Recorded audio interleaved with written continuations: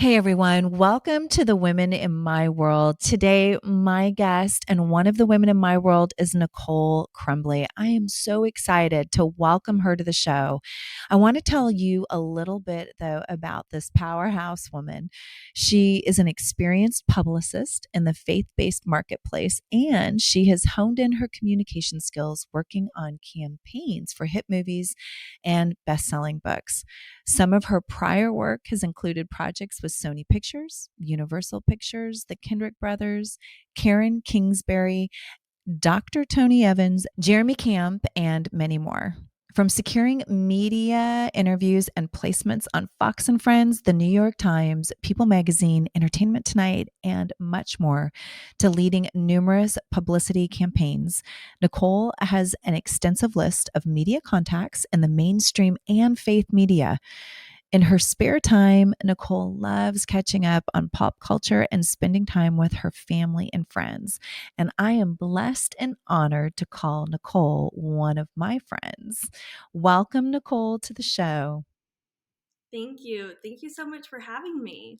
I'm so excited you're here because we're going to talk this time a little bit about the publicist side of it and the things that you're doing in that side of the world that we haven't even talked about on the Women in My World yet. And so I am thrilled, and I know that the listeners are going to be really excited and encouraged through all the things that you're going to be sharing with them. But the way we always kick off the show is by asking the question, how do you define success?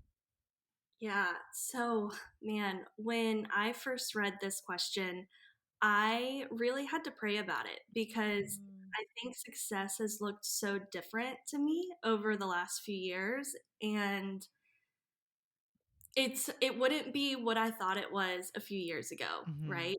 So I feel like I've just learned so much that I've really learned that trusting the Lord is probably the biggest thing and kind of the key of behind success, but especially in the work that I do, I am constantly pitching different people and trying to secure the best placement or the best interview.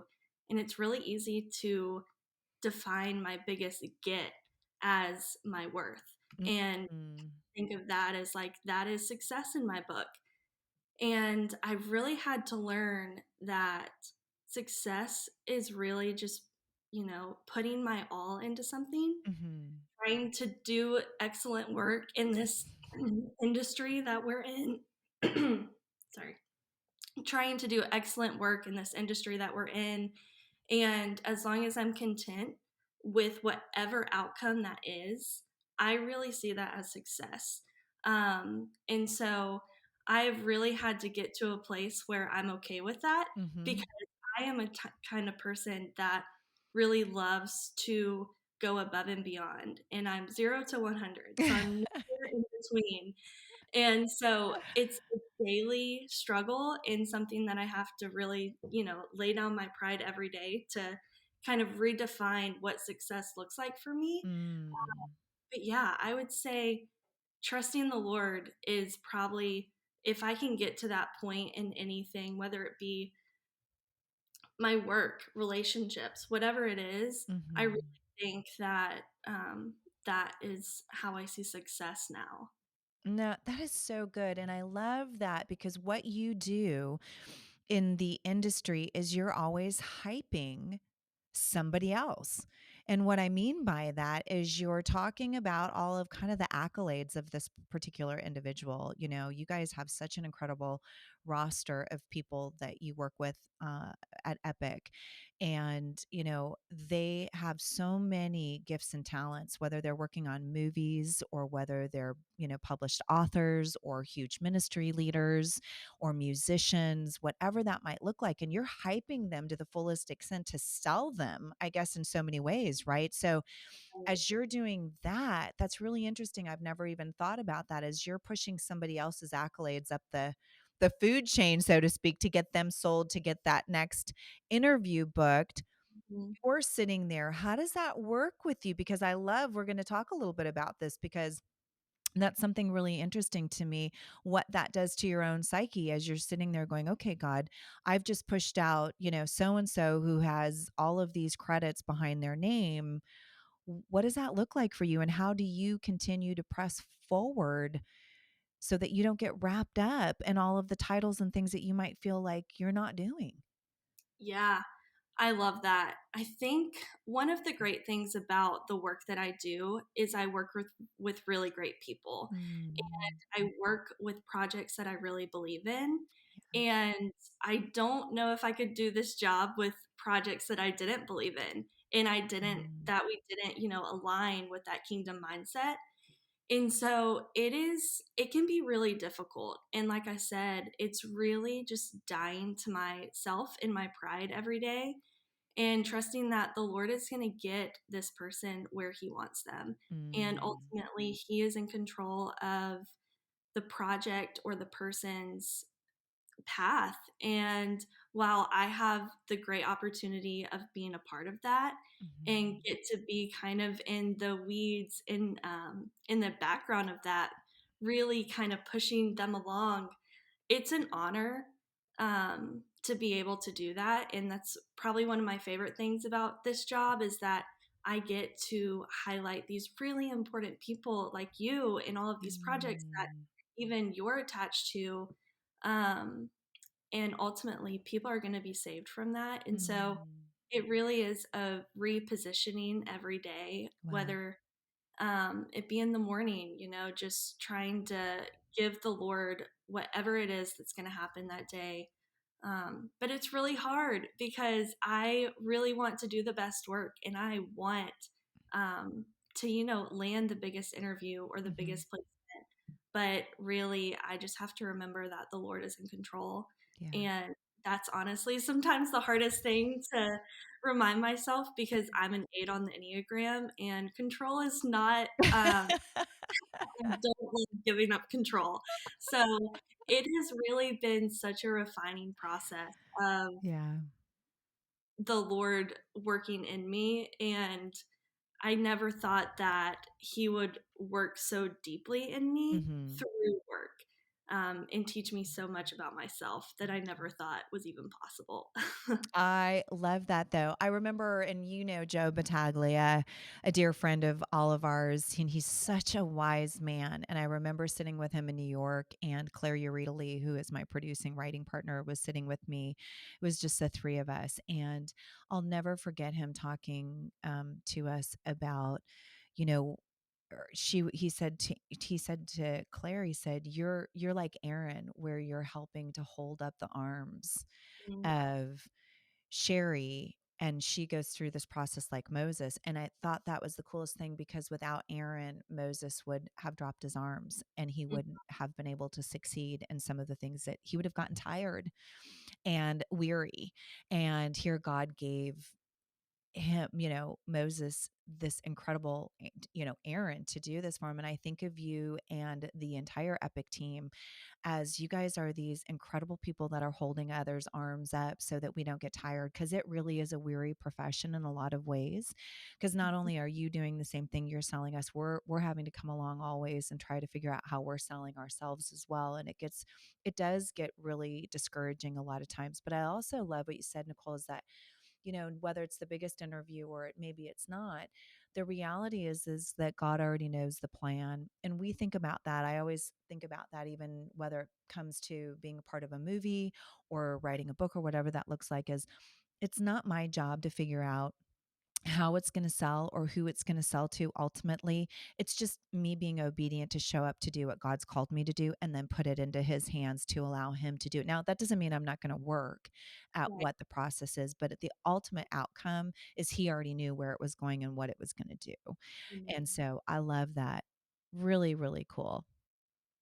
Yeah, it is a really cool industry to be a part of. Mhm. Just being aligned with believers, and it feels like everyone's kind of linking arms. And Mhm. I love that there's just such a community in the faith space that we are all kind of fighting for each other and with each other and praying for each other too, because we all have the same goal at the end of the Yeah. day, and that's for the world to know more about who Jesus is and Mhm. to save lives. And I love that so much. I love what Joe said. It's so good. That's so good. So I don't even know that I know fully to the extent of what you do day in and day out, but I know how you help me and what you do for me, and it's amazing, and the team that you work with. And so I would love for you just to share with the listeners some of the stuff that you do day in and day out and what that looks like for you working as a publicist, with so many of the people that, I mean, you guys have a roster. Do you know how many people you have on your roster now? Oh man, it's a lot. I know right now we're working on probably 40 plus books, Yeah. um, and then probably 5 to 10 films, that we've got coming up and that we've done this year. So we definitely stay busy, which is fun. There's no shortage of time in the day, right? Well, tell us a little bit about what you do day to day and how you get to interact with the people that you're working with. We'd love to just kind of understand what you do and how you do it.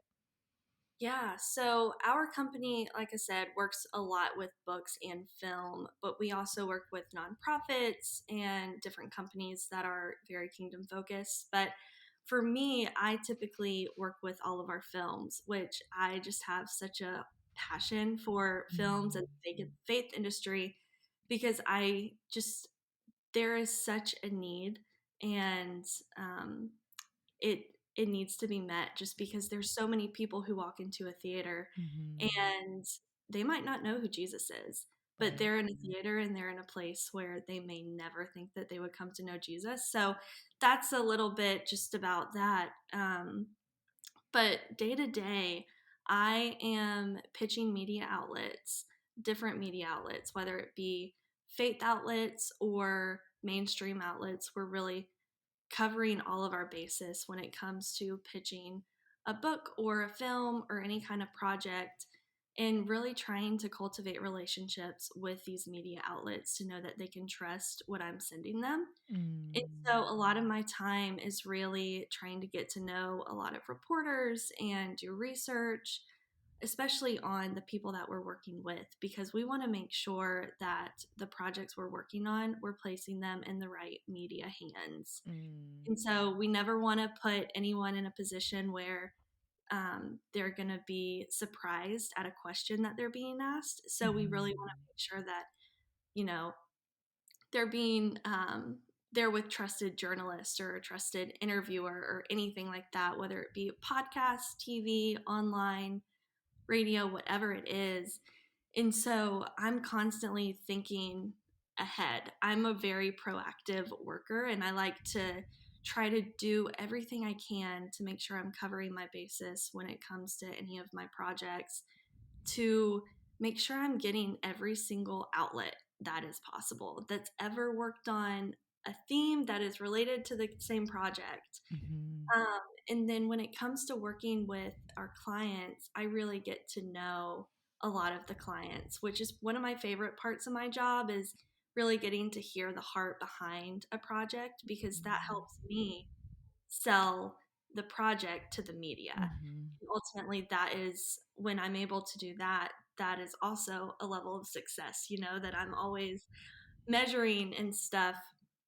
But I just love getting to hear the heart behind our clients and why they wrote a book, why they wanted to do a film on adoption or on sex trafficking, just so many different things.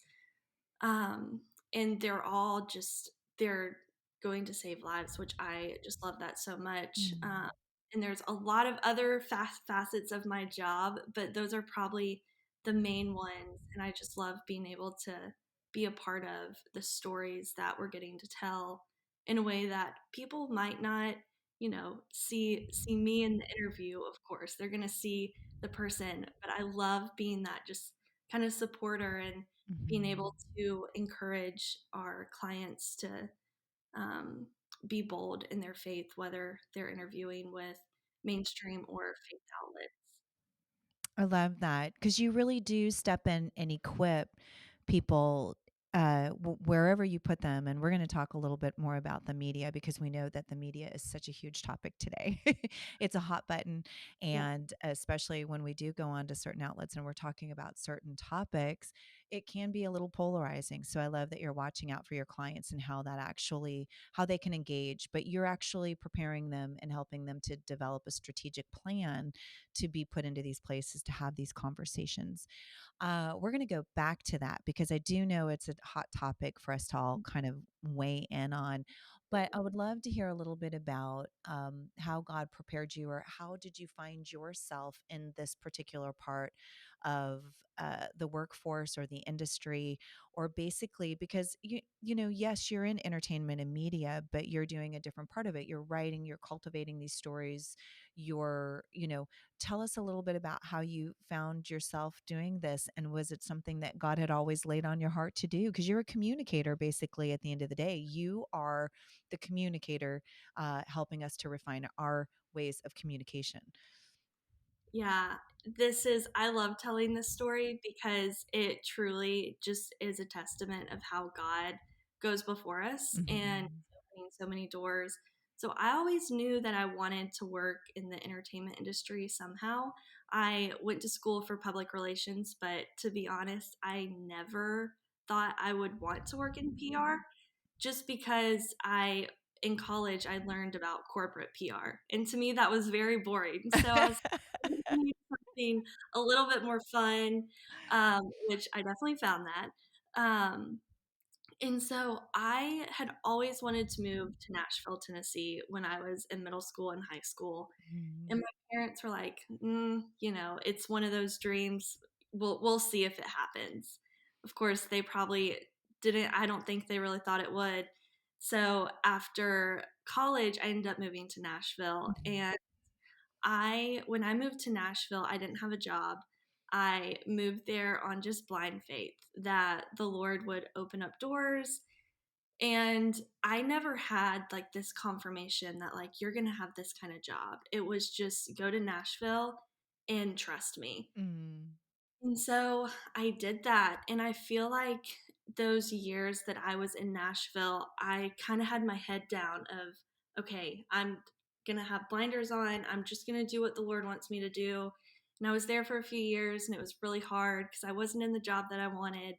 And the Lord just started knocking down these doors. And I honestly think it was obedience to the Lord Mm. of following him to leave a prior job and just go out again in blind faith and do my own thing. And he just continued to open up these doors. And again, I never in a million years thought I would be here, but this is the dream that I've always had, is to be in a role like this. And I'm so grateful that I'm able to have a job that I do, because it truly is just such an answer to so many years of prayer Mm.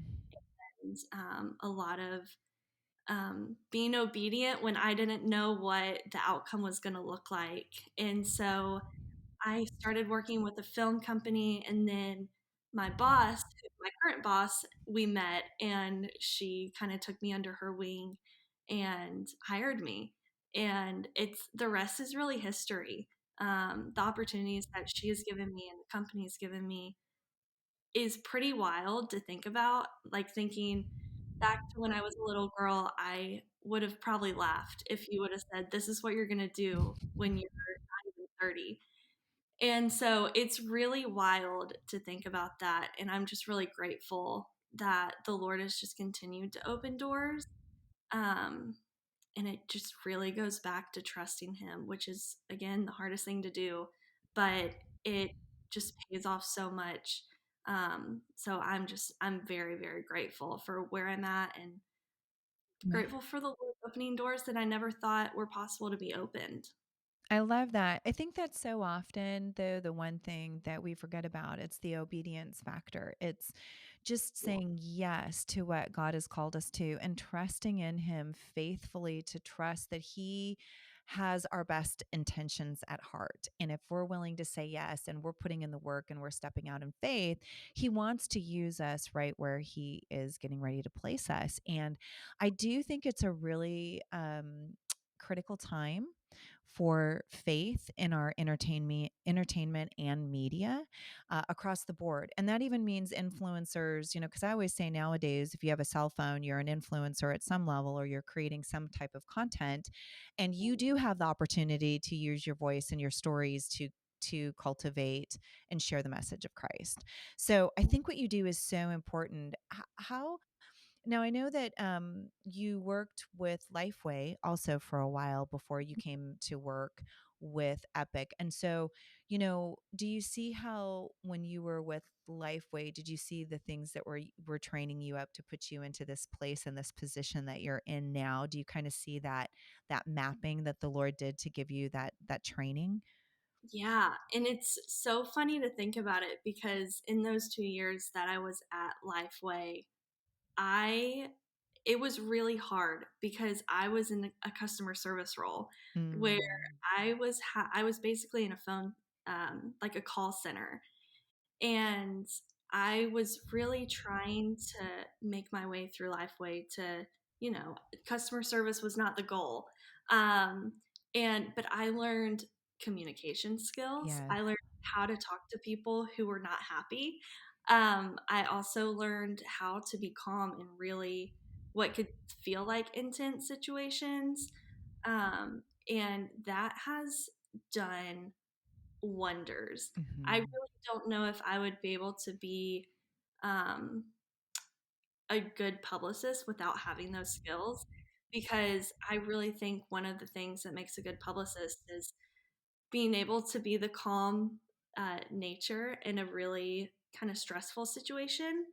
And I think that's really anywhere, Hmm. like when Hmm. you learn how to manage people's expectations too, I think that is so helpful. But I never thought that being in a call center would teach me this such important work, like The skills.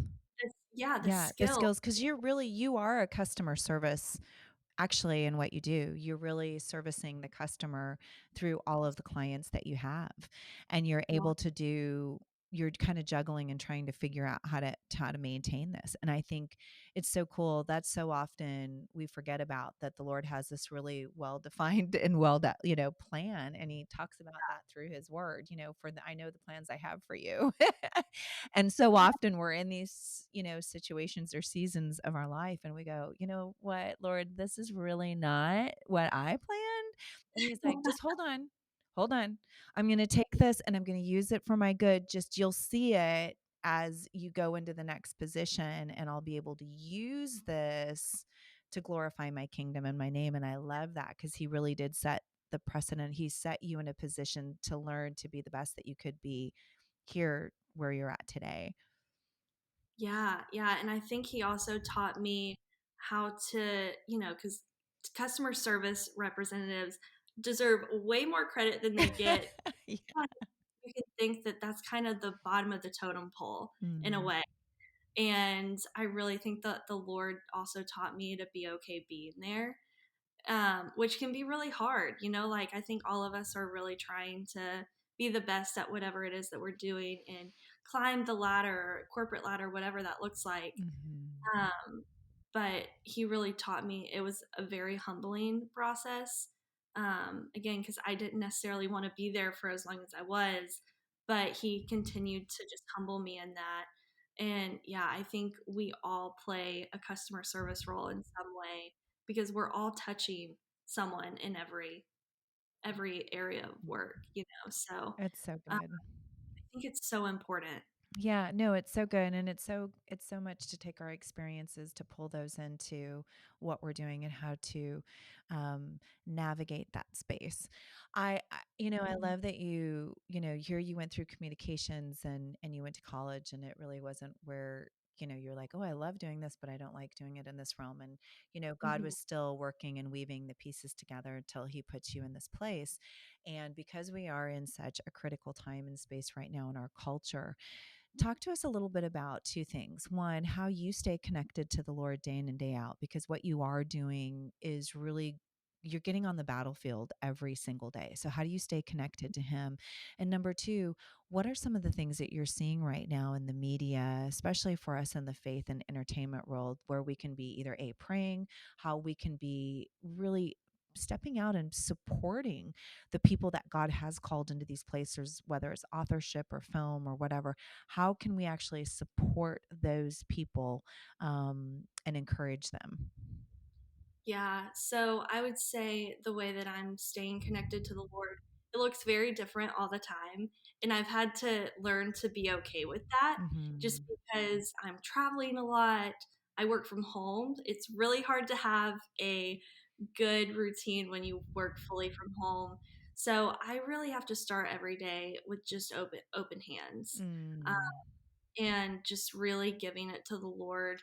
And again, I'm not perfect. I don't do this every single day, and I'm constantly trying to spend more time with the Lord. But I always go back to my favorite verse in Psalm: "Trust the Lord with all your heart, lean not on your own understanding, but in all your ways acknowledge Him, and He'll make your path straight." Mhm. And that is the verse that I cling to every single day, whether it be personally or with work. Um, I love spending time in worship in the mornings. I really think that is a way that the Lord speaks to me, and just trying to sit back and listen to Him. But starting my days off like that, it does a world of a difference when I do. Compared Mhm. to that I don't, because I see how I can get really worn down by Mhm. all of the things going on, and kind of leading into that, as far as supporting authors and these different projects that I'm working on, I would say probably the biggest thing, of course, praying for them is huge, but also making the next step and buying a ticket to go see the film, you Mhm. know, buying someone's book to support them. Mhm. Those That helps them just continue to either stay in theaters or continue writing books. Mhm. And I don't think that's talked about enough, that everything we have is at the tip of our fingertips. Right. You know, we can get everything instantly. And we're all so used to waiting for something to come on your own TV, like having Mhm. Netflix just on the other side of the room is so much easier than Convenience. and going supporting something. Mhm. And if you want to continue to see the faith industry in the media, we have to be a part of that, and we have to support that in ways that sometimes may seem a little daunting financially, but Mhm. there are ways to go about that, and it really that's the key. And of course, that's what we're always pushing in our interviews, remind Mhm. everyone, go get your tickets, go buy a book. um, but we're pushing that because we truly believe that these messages and these projects are going to change lives. Absolutely. And that's such a great point. I know, whether I'm part of movies or whether I'm writing a book or whatever that might look like, it's really very challenging, to hear. It's funny. I remember hearing from my publisher, they said, I think it was like every 25th review on Amazon pushes your book up to another level. And so, what people don't realize is if they're not going out and actually purchasing a book on Amazon and they're not doing a review on Amazon, your book, number one, is being pushed down. Right. Right. So you could love these people and want to support them and love their message. But if you're not purchasing it and putting the Amazon review on there, the book is not actually going up and going out to more people to view it. Right. And it's always really interesting to me that you hear people complaining about not enough faith and family content, or, I can't even watch a commercial anymore, or I, can't listen to music anymore, or, there's this level of one convenience, and then there's this level of two that it's almost like they're the consumer. They're not plugging into what they actually need to do to be supportive. Right. It's really interesting. It's like you need to actively support. You can't just consume. And so we can't continue to do what we're doing by spreading the gospel. It's kind of like the church, right? Like Yes. we need people to tithe in or to support this is just as much as a ministry to share the message of the gospel. And I think it's really important for us to encourage, and especially to all you listeners right now, like, if you have a favorite author or a movie, like you guys were just with us at Lifemark, Nicole, or there's so many other movies, faith movies coming out or series, you need to go out and purchase these items and then make your voice known for the product so that we continue to support these people that God has put in this position to go out and spread the gospel. And so often that is missed. And so I think it's really important. I'd love to hear you talk a little bit about how you feel right now, because you are in the publicist side of it. You're working with people all the time. You're hearing about, our movies going back to movie theaters. Are we going to stay with a streaming platform? Podcasts, obviously, like what we're doing today, have become, really big. Talk to us a little bit about where you think our entertainment industry is going as a consumer and how we can also, be able to purchase these products and support, but also just where you see us going. Yeah, it's a really great question and something that we as a company are constantly having this conversation just because it's a domino effect, like Mm, how consumers are responding to projects that we work on directly affect us as well. And I would say one thing I'm really grateful for is Fathom Events. I think mm, they've done a really great job of kind of paving a new way for theatrical releases yeah, when, a Hollywood studio is turning down a faith film because right. of what it's about, which is really unfortunate. And we all know that there is an audience that wants that content. And Hmm. so I'm grateful for companies like that who come alongside these films and really push them in a new way. And, it ends up doing as well or almost as well as it would if it was connected to a studio. Right. Of course, streaming is huge now.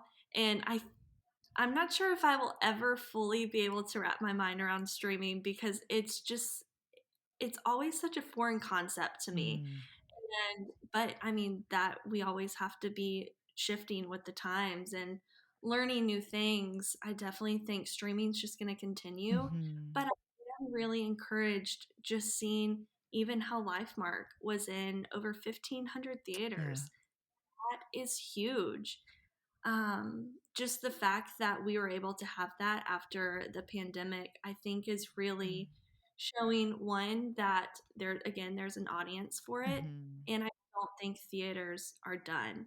I really believe that there's going to be another wave of more theaters opening for faith films because I know that they're always, they have to decide if they're going to run a film or not. Right. And so it's also a process of us praying for a lot of these theater chains to make the decision to carry a film because it could give them even backlash, which that's a whole nother conversation. Topic. I know But there's so many good things to talk about today, and I'm like, you just go, man, between what people don't want to actually even handle because it's so polarizing in today's culture and climate, right? It's crazy. yeah, it's really sad that we've gotten to this point. Mhm. But I'm grateful that we have so many avenues that we can go down Mhm. for releasing content and for people who are even being a light, in these companies that aren't wanting faith Right. projects to be brought to. There's really people standing up for that. And Mhm. again, a lot of people also just realize there is an audience for this. It makes money. It really does. It does. I'm grateful for the people who realize that also because so if we just make it accessible Mm. for people, Yeah. the audience is going to back it up. And I'm just really grateful for those who are standing up for that in areas that, we don't really think of all the time. There's so many players in the field all the Mhm. time. Yeah, no, and that's so true. I love that. Fathom was such a huge supporter of the Kendrick's last movie, Life Mark, that you and I were got to be a part of, and the story in itself. And it's such a powerful, life giving story that it was mind blowing to me at the time that a studio that studios that they had worked with for a long time didn't want to touch it, and yet here we are today that we can see now that the Lord had something so purposed for this particular movie dealing with adoption and it being a true story based on people's lives that have been changed through the power of adoption and forgiveness. And I just thought, wow, what an incredible testimony, not only glorifying the Lord, but to the Kendricks and then to these Fathom events. And so that again is a whole nother topic for us. But, I know we're starting to wind down on our time together. And I guess I would just say, ask you, a couple things. One, if somebody wanted to pursue a career as a publicist, number one, how would you encourage them? And then number two, tell us something that you've encountered probably recently that's just been a really fun or funny part of your job, or that you can share just with us that's really encouraged you or made you laugh, whatever that might be. Yeah, so for someone who's wanting to be a publicist, first thing I would say is get an internship somewhere. Mm, Um, Having as much experience as possible, writing press releases, making media lists, getting familiar with different databases, I think mm, is a huge thing for anyone wanting to be in this industry. And do your research, look up some of the press releases that you've seen go out on any kind of faith project and look at who is sending those out. mhm, And because a lot of times people can say, well, it's hard to know who's actually working on these projects when it's actually pretty accessible once you figure out how to find it. And so I would definitely just encourage you to do your research, start writing a lot because it's going to be a big part of your job, and mm, get to network. Get on LinkedIn, look for people to meet, and just see kind of how the Lord brings about just different connections. And I truly believe that if you are obedient to the Lord, He will open the doors that you wouldn't have been able to open yourself. And mhm, so put yourself out there, um, be willing to work really hard and not get any of the credit, which mhm. is one thing I would definitely just really stress because Yeah. a publicist, you're the one landing these interviews, but you're watching and you're just so proud of your client for doing their job. But you have Mm, to be okay with not getting the credit. And that's not why we're in this, too. yeah. We're not in it for a glamorous job. Um, and then the next question, can you repeat the next question? Yeah, tell us something kind of fun. What was the last project you worked on that you just have a really, quick story, quick minute or two story of something, that either inspired you or made you laugh or encouraged you? Yeah. So, last project that I worked on, LifeMark, which we've talked about a few times. Mhm. Anytime working with the Kendrick brothers is probably some of my favorite, just because they're your true blue Southern guys that love Jesus, Mhm. and it's really a ministry for them. And I'm always just so grateful for any time that I'm able to be with them. But we were in DC for the premiere, and there's just little things that happen where you're like, I need to mentally remember this and remember why I do this.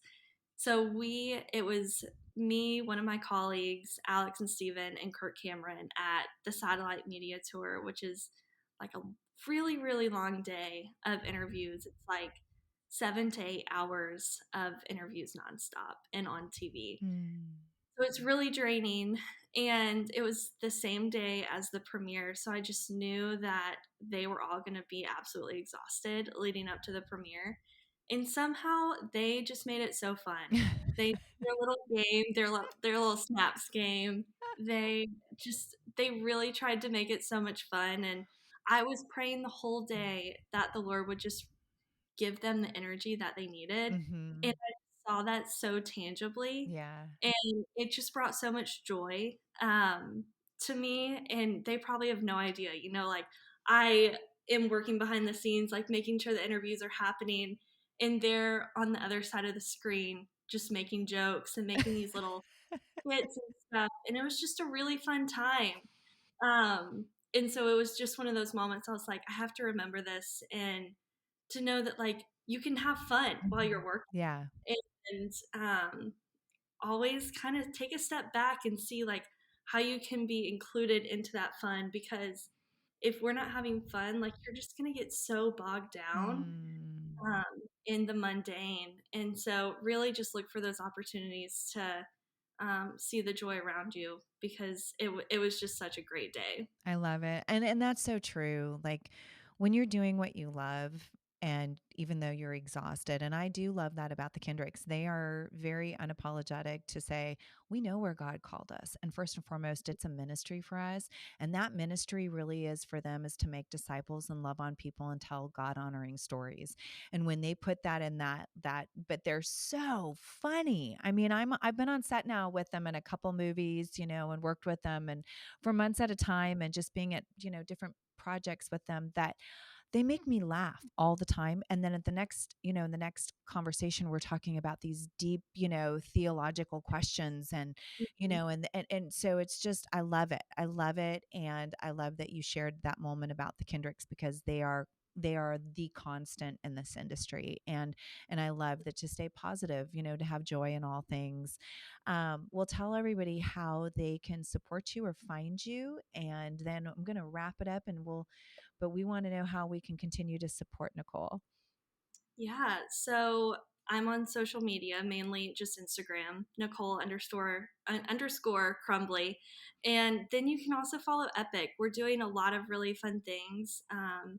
And we're on Instagram as This Is Totally Epic, which is just really fun because I love the name of our company because honestly, everything we do is pretty epic. It Um, is. it's fun to have such a loud name like that. And Yeah. so you can kind of follow us and see the projects that we're working on. And again, it's really fun to be a part of so many things that the Lord is doing, especially in the entertainment industry. I love it. I love it.